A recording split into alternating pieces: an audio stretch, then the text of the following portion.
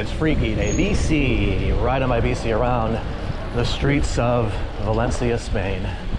One of the things in life that I love to do most, and now I get to do it every single day.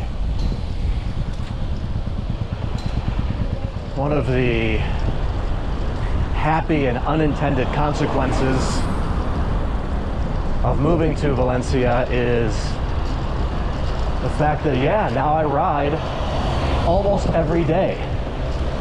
I didn't start Friki de Bici to be a YouTube star.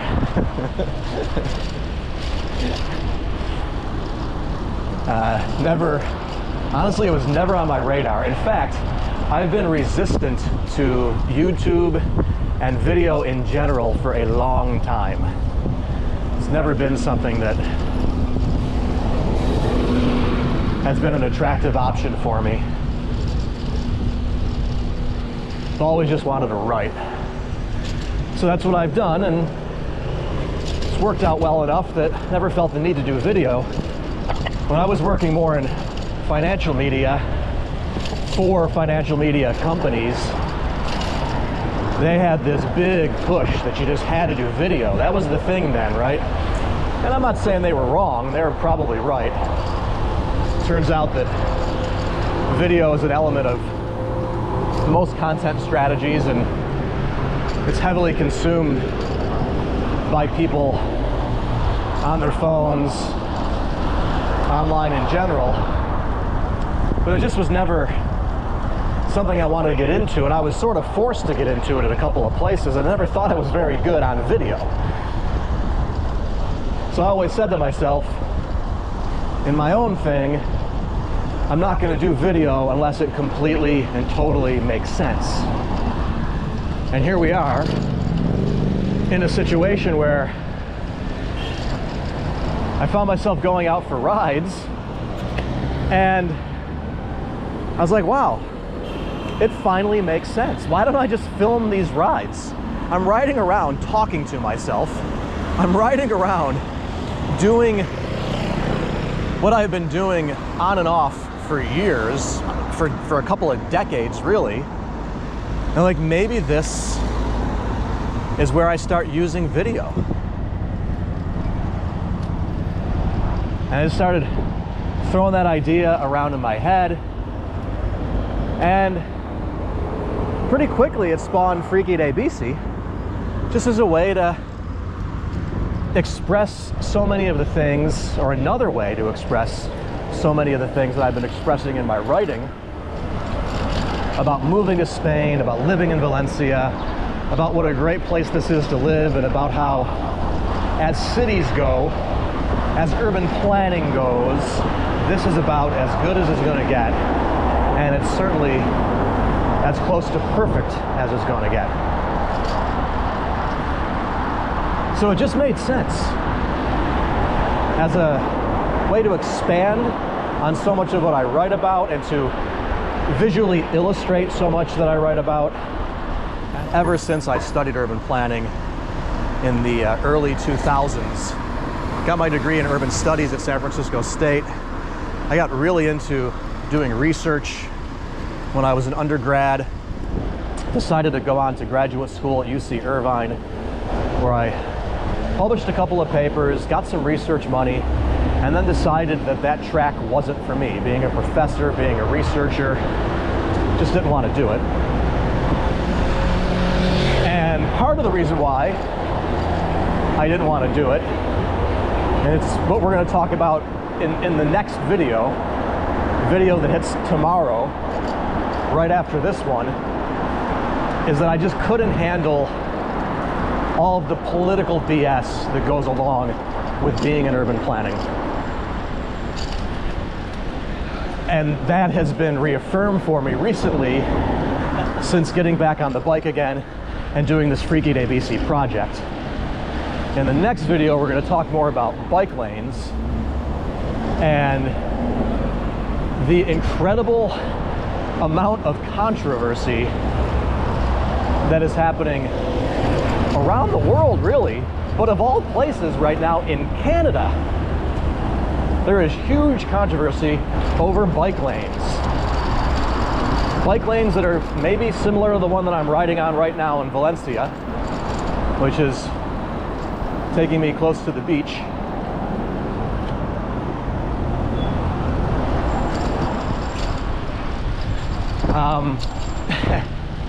That was funny.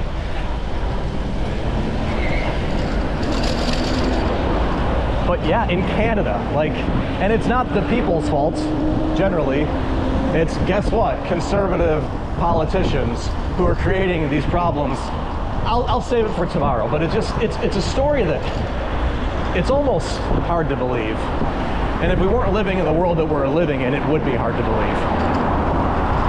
But all of that to say, seeing all these stories pop up with all this controversy around something as simple and straightforward as bike lanes reminds me, again, of why I didn't follow that path, why I didn't become a professor, which would have meant that I would have been involved in these debates, even if only doing research in the area or in related and adjacent areas, and why I certainly wasn't going to get involved in being an urban planner or working in public policy or public administration of any sort. Like, I wouldn't have been able to handle it.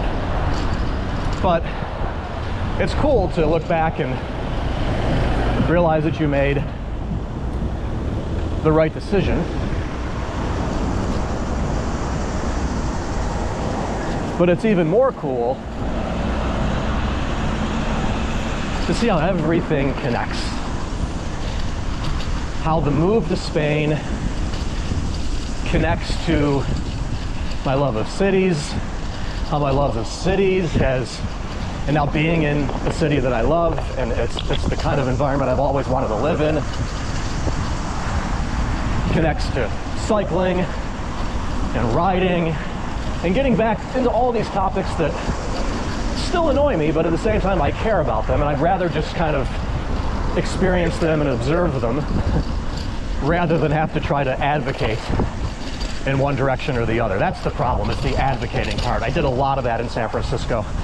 I volunteered for the local bike coalition. I tried to fight against chain stores locating in neighborhoods, and there is no way I could have done that or any variation of it for the rest of my life. It wasn't going to happen. So you have the place connecting to what I do, which connects to what I used to do and how I fit it into my life now, which connects into the idea of just turning 50 and wanting to stay physically and mentally engaged and just keep it all going through midlife and beyond. It's cool to reaffirm that the decisions you had made long ago stand today, and then to see the connection though still between your different passions. Everything that I write about and now that I do with Friki de Bici, it all connects together. So that's a cool thing, and it feels good. And as I build this project, I really do, I see it going somewhere, you know? Like, I love riding my bike around, but I wouldn't have committed myself to riding my bike around and taking video to the extent that I am if I didn't see this going somewhere. Because as much as I believe in doing what you love, you still have to pay the bills and earn some money. If I didn't see a pathway to doing that, I would still be riding my bike. I'd probably still even be recording it a little bit, but I wouldn't necessarily have gone all in on it the way that I'm going all in on it. That said, I make zero doing this right now, and I watch a lot of other people on YouTube, and I also collect observations and feedbacks and vibes in my own life, my personal life and otherwise. And you see a lot of negativity out there. And that's the one thing I want to avoid with this channel. And I think that without even thinking about it, I have managed to avoid for the most part so far. Yeah, I have my opinions. I think the anti-bike lane people are dumb. We'll talk about that tomorrow in the next video. But generally speaking, I think the basis for this channel is a pretty positive basis. Just riding around, you and me, on a bike, seeing this city, talking about what we're seeing and related issues. But in your own life, when you do something like you move to Spain, or you start a new project, you get a lot of negativity from people that you know, which is really kind of shocking. And it's often this sort of passive-aggressive, subtle negativity. It's like you're telling somebody what you're doing, and it's like, oh, yeah, you're a Spaniard now. You know, yeah, I forgot. You live in Spain. Whatever. The point is you get some negativity, and it's really, really weird. This little juncture I'm taking, if I go to the left, I would have been going toward Cabanyal and into the beach where we went the other day. I've always wanted to ride this bike lane around and see where it goes. I think it's going to go to the port, or at least that area. My wife and I were riding back from a beach town. Well, we rode 16 miles, so I think we rode, I forget how many miles we rode to get there, but it's about a 20-minute to half an hour ride. And we ended up at the port of Valencia, and I'd never been to this part of the city, and it's not the greatest, but there's certainly a lot of opportunity there to make it really, really cool, and it seems like that's in the process of happening. I don't know enough about it, but that's just my sense. And I believe if we follow this way, I've always wondered which way this goes, that's where we're going to end up, but we'll see. And I just don't have time for that. These palomas, oh my goodness. I almost ran over a pigeon the other day. I mean, I hit it. I don't think it died. I don't know how you avoid them. They have like no fear. So there's that. And then the other thing, speaking of negativity, when you go to YouTube, there are so many people on YouTube right now who go to cities around the world, and they're doing well. They're able to fund their traveling, presumably with their YouTube channel. They're getting hundreds of thousands of views. And everything they're doing is just coming from a negative place. Like they are exploiting things that are happening on like a block or two in a city and putting it in a sensationalized YouTube video, getting hundreds of thousands of views, presumably making money off of it, and then literally going around the world and recording the same video over and over again. Now, I haven't been to Frankfurt, Germany, so I don't want to claim to be an expert on Frankfurt, but this guy did a video from Frankfurt that I saw the other day where he showed fentanyl junkies on the street. And let's just say it what it is, tweaking and doing drugs and fighting and just a scene, right? Like if you've been to Skid Row in LA, which takes up more than a couple of blocks, or the Tenderloin in San Francisco, or any environment like that. Every city, for the most part, has a Skid Row, especially in North America. That's what he was filming. And again, I don't know what the case is in Frankfurt, but I've seen this happen in other cities that I know, such as Los Angeles and San Francisco. And these people that record portray it in a way that this 2-block radius, or even this one neighborhood that they're showing, that somehow this is representative of what's happening in the entire city. And it's not. And they know that it isn't. They have to know that it isn't, right? How could they not know that it isn't?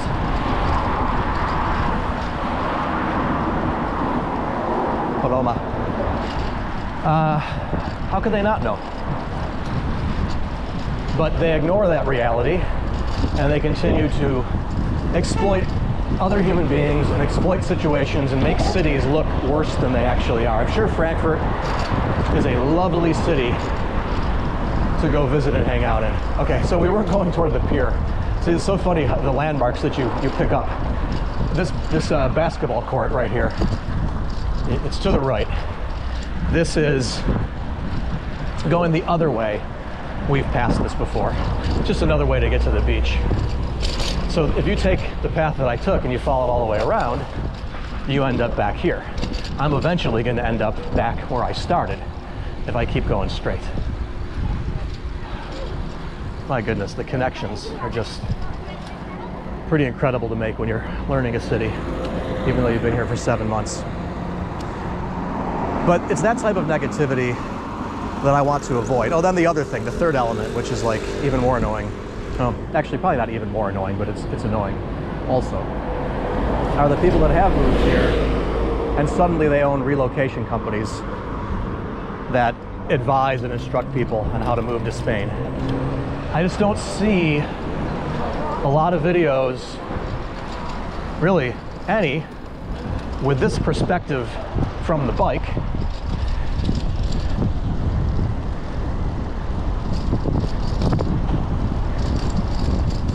Showing Valencia the way that I'm showing it. The Valencia videos, by and large, wow, so this is so crazy how we just came back to this area. I love it. The Valencia videos, by and large, that you see online, focus on the city center and Rusafa market and the Rusafa area. So you go to the central market, you go to Rusafa market, and even in Rusafa, that's all they show you is the market. City center, they show you a bit more in the old city. And that's it. I wish, not to pat myself on the back, but I gotta say, like, watching my videos, I know that they suck in many ways. Don't get me wrong, I'm well aware of that fact, and I'm working on it, I'm thinking about it, I have ideas of how to improve the channel, where I want this to go. I just know it's a process that takes time. And I'm not gonna rush it, because if I rush it, that's probably worse than letting parts of it suck for a while. But I will say that I would have loved a channel like this when we were preparing to move here. That's why we watch those walking tour videos so much. The big drawback of them is that, again, they stay in the same place, but at least they expanded their scope a little bit. And you got to have a good sense, a good feel of what it's like to be on the ground in this city. So what I try to do with Friki de Bici is give you a good sense of what it's like. That is so cute. I love the little kids here. She's riding, scratching her face, and the father's behind her. Don't know if you could hear him, but he's like, 2 hands, 2 hands. To give you a good sense of what it's like on the ground by bike in Valencia. I would have loved this resource when we were making the move, which now, yeah, it's more than 7 months old. Been here for more than 7 months.